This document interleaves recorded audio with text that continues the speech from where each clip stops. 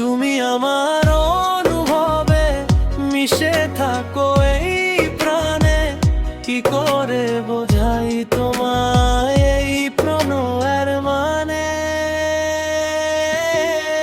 অবাক চোখে তাকিয়ে থাকি তার দিকে চেয়ে, আবেগী এই মন বারে বারে কড়া নাড়ে তার মনের উঠোনে।